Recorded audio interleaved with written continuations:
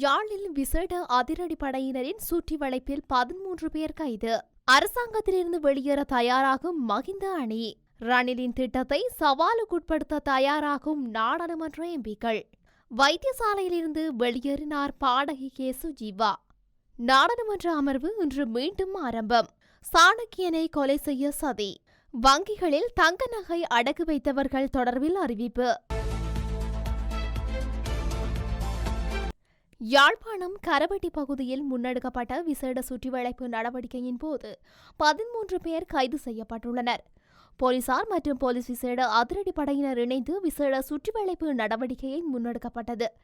இது தொடர்பாக எமது ஊடகப் பிரிவு நெல்லியடி போலீசாரை தொடர்பு கொண்டு வினவிய போது, நீதிமன்றத்தால் வழங்கப்பட்ட திறந்த பிடியாணைகளுக்கு அமைவாக இவர்கள் கைது செய்யப்பட்டதாக போலீஸ் அதிகாரியொருவர் தெரிவித்திருந்தார். குறித்த சந்தேக நபர்கள் தலைமறைவாக இருந்தபோது கைது செய்யப்பட்டதாக மேலும் சுட்டிக்காட்டினர். கைது செய்யப்பட்டவர்களை போலீஸ் நிலையத்தில் தடுத்து வைத்து விசாரணைகளை போலீசார் முன்னெடுத்துள்ளனர். மேலும் அவர்களை நீதிமன்றத்தில் முற்படுத்த நடவடிக்கை எடுத்து வருவதாகவும் தெரிவிக்கப்படுகின்றது. ஐக்கிய மக்கள் சக்தி கட்சியிலிருந்து அரசாங்கத்துடன் இணைய இணக்கம் தெரிவித்துள்ள 25 நாடாளுமன்ற உறுப்பினர்களை உடனடியாக அழைத்து வருமாறு அறிவிக்கப்பட்டுள்ளது. இதுகுறித்து ஸ்ரீலங்கா பொதுஜன பெரமுனவினால் ஜனாதிபதி ரணில் விக்ரமசிங்கவிடம் அறிவுறுத்தப்பட்டுள்ளது. எனினும் ஸ்ரீலங்கா பொதுஜன பெரமுன அரசாங்கத்தில் அங்கம் வகிக்கும் வரை ஐக்கிய மக்கள் சக்தி கட்சி உறுப்பினர்கள் அரசாங்கத்துடன் இணைய மாட்டார்கள் என ஜனாதிபதிக்கு விசுவாசமான கட்சிகள் தெரிவித்துள்ளதாக தகவல்கள் வெளியாகியுள்ளன. ஐக்கிய மக்கள் சக்தி கட்சி நாடாளுமன்ற உறுப்பினர்களை அரசாங்கத்திற்குள் கொண்டு வருவதற்கு ஸ்ரீலங்கா பொதுஜன பெரமுன தடையாக இருந்தால் ஸ்ரீலங்கா பொதுஜன பெரமுன அரசாங்கத்திலிருந்து வெளியேற்ற தயார் என அந்த கட்சியின் பேச்சாளர் ஒருவர் தெரிவித்துள்ளார். அமைச்சரவையிலிருந்து விலகுவதற்கும் வெளியிலிருந்து ஆதரவு தருவதற்கும் தயார் என அவர் மேலும் தெரிவித்துள்ளார். ஜனாதிபதியின் தந்திரத்தை நாட்டு மக்கள் நன்கு அறிவார்கள் என்றும் 22வது திருத்தச் சட்டம் மூலம் நாடாளுமன்றத்தில் சமர்ப்பிக்கப்பட்டவுடன் அதனை உயர் நீதிமன்றத்தில் சவாலுக்குட்படுத்துவோம் எனவும் பிவிதுருகல உரிமைய கட்சியின் தலைவர் உதய கம்மன்பில பகிரங்கமாக அறிவித்துள்ளார். கொழும்பில் உள்ள அவரது கட்சி காரியாலயத்தில் திங்கட்கிழமை இடம்பெற்ற ஊடகவியலாளர் சந்திப்பின் போது மேற்கொண்டவாறு குறிப்பிட்டார். அவர் மேலும் தெரிவித்ததாவது, அரசியலமைப்பின் பிரகாரம் ஜனாதிபதி தேர்தல் இடம்பெறும் என்று நாட்டு மக்கள் எதிர்பார்த்துள்ள நிலையில் மக்களை குழப்பத்துக்குள் தள்ளும் வகையில் அரசியலமைப்பின் 22வது திருத்தம் சமர்ப்பிக்கப்பட்டுள்ளது. அரசியலமைப்பின் 19வது திருத்தம் உருவாக்கப்படும் போது அதன் 83 உறுப்புரை திருத்தம் செய்ய மறந்துவிட்டோம். ஆகவே மன்னித்து விடுங்கள் என்று குறிப்பிட்டுக் கொண்டு 22வது திருத்தத்தை ஜனாதிபதி கொண்டு வந்துள்ளார். 22வது திருத்தம் பற்றி ஜனாதிபதி குறிப்பிடுவது முற்றிலும் பொய்யானது. ஜனாதிபதியின் பதவிக்காலம் தொடர்பில் அரசியலமைப்பின் உறுப்புரை திருத்தப்பட்டு 6 வருட பதவிக்காலம் 5 வருடங்களாக குறைக்கப்பட்டது. 83 உறுப்புரையில் 6 வருடங்கள் என்று குறிப்பிடப்பட்டுள்ள திருத்தம் செய்தாலும் செய்யாவிடனும் எந்தவித பயனும் கிடையாது. அதனால் ஜனாதிபதி தேர்தலுக்கு எவ்வித பாதிப்பும் ஏற்படாது. இதனை உயர்நீதிமன்றமும் பலமுறை உறுதிப்படுத்தியுள்ளது. அரசியலமைப்பின் 19வது திருத்தத்தில் 83 உறுப்புரையை திருத்தம் செய்ய முடியாமல் போனது என்று குறிப்பிடுவதை ஏற்க முடியாது. அந்த உறுப்புரையை திருத்தம் செய்ய நாடாளுமன்றத்தில் 3/2 பெரும்பான்மையுடன் மக்கள் வாக்கெடுப்புக்கும் செல்ல வேண்டும் என்று தெளிவாக குறிப்பிடப்பட்டுள்ளதால் அவ்விடயம் குறித்து அவதானம் செலுத்தவில்லை என்றார். அத்துருகிரியவில் இடம்பெற்ற துப்பாக்கிச் சூட்டில் காயமடைந்து கொழும்பு தேசிய வைத்தியசாலையில் சிகிச்சை பெற்று வந்த பிரபல பாடகி கே. சுஜீவா சிகிச்சை முடிந்து வைத்தியசாலையிலிருந்து வெளியேறியுள்ளார்.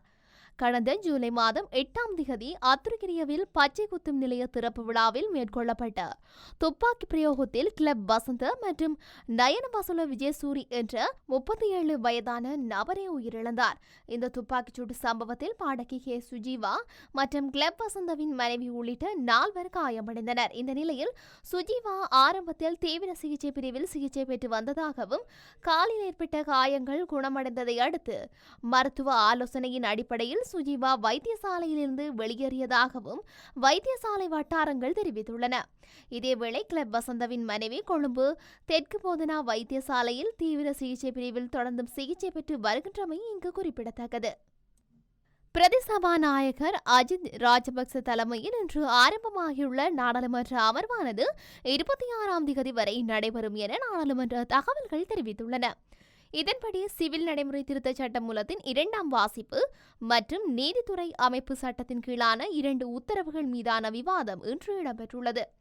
மேலும் சபை ஒத்திவைக்கப்படும் வேளையில் எதிர்க்கட்சிகள் மேற்கொண்டுள்ள தீர்மானங்கள் குறித்து விவாதம் நடத்தப்படவுள்ளது.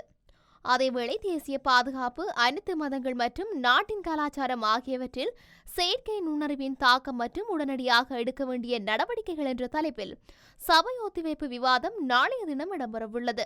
அது மாத்திரமன்றி பொது நிதி முகாமைத்துவம் மற்றும் பொருளாதார மாற்றம் தொடர்பான சட்ட மூலங்களின் 2ஆம் வாசிப்பு குறித்து நாளை மறுதினம் விவாதிக்கப்படவுள்ளது. இந்த நிலையில் இது தொடர்பான விவாதத்திற்கு கூடுதல் அவகாசம் அளிக்கும் வகையில் அன்றைய தினம் வாய்மொழி பதில் தேவைப்படும் கேள்விகளை ஒத்திவைப்பு நேரத்தில் பரிசீலிக்க வேண்டாம் என முடிவு செய்யப்பட்டுள்ளது. தம்மை கொலை செய்ய ராஜாங்க அமைச்சர் ஒருவர் சதித்திட்டம் தீட்டியுள்ளதாக வெளிநாட்டு புலனாய்வு தகவல் ஒன்றை மேற்கோள் காட்டி செய்தி வெளியிட்டுள்ளதாக மட்டக்களப்பு மாவட்ட நாடாளுமன்ற உறுப்பினர் ராசமாணிக்கம் சாணக்கியன் இன்று செவ்வாய்க்கிழமை நாடாளுமன்றத்தில் தெரிவித்தார். விசேட கூற்றொன்றை முன்வைத்து உரையாற்றிய அவர், என்னை படுகொலை செய்ய திட்டமிட்டுள்ளதாக சர்வதேச புலனாய்வு தகவல் ஒன்றின் அடிப்படையில் செய்தியொன்று கடந்த 20ஆம் தேதி வெளியிடப்பட்டிருந்தது. ஆளுங்கட்சி ராஜாங்க அமைச்சர் ஒருவர்தான் இந்த சதியின் பின்புலத்தில் இருப்பதாகவும் குறித்த செய்தியில் தெரிவிக்கப்பட்டிருந்தது. குறித்த ராஜாங்க அமைச்சர் உயிர்த்த ஞாயிறு தாக்குதல்கள் மற்றும் பல்வேறு மனித படுகொலைகளுடன் தொடர்புடையவர்கள் எனவும் குறித்த செய்தியில் கூறப்பட்டுள்ளது. இதனால் இந்த செய்தி தொடர்பில் பரிசீலனை செய்து சபாநாயகர் ஊடக நடவடிக்கை எடுக்குமாறு கோரிக்கை விடுக்கின்றேன். அந்த செய்தி உண்மையா அல்லது பொய்யா என தெரியவில்லை. ஆனால் குறித்த நபர் பல்வேறு படுகொலைகளுடன், குறிப்பாக எம்பிக்களின் படுகொலையுடன் கூட தொடர்புடையவர்கள் என்பதால் பரிசீலனை செய்ய வேண்டும் என்றார். வங்கிகளில் தங்க நகைகளை அடகு வைத்துள்ளவர்களுக்கு நிவாரணம் வழங்க அமைச்சரவை ஒப்புதல் அளித்துள்ளது. நாட்டில் சமீப காலமாக நிலவி வரும் கடுமையான பொருளாதார நெருக்கடி பொருளாதாரத்தின் அனைத்து துறைகளையும் நேரடியாகவும் மறைமுகமாகவும் பாதித்துள்ளதுடன் இதன் விளைவாக தங்க பொருட்களை அடமானம் வைப்பது வேகமாக அதிகரித்துள்ளதாக அரசாங்கம் தெரிவித்துள்ளது. 2019ஆம் ஆண்டில் சுமார் 210 மில்லியன் ரூபாவாக இருந்த அடமான முன்பணங்களின் நிலுவைத் தொகை மார்ச் 2024க்குள் 172 வீதமாக அதிகரித்து 571 பில்லியன் ரூபாயாக அதிகரித்துள்ளது என்றும் அரசாங்கம் கூறுகின்றது. அந்த நிலையில் கருத்தில் கொண்டு உரிமம் பெற்ற வங்கிகளில் அடமானம் முன்பணம் பெற்ற குறைந்த வருமானம் பெறும் நபர்களுக்கு நிவாரணம் வழங்க வேண்டிய அவசியம் கண்டறியப்பட்டுள்ளது.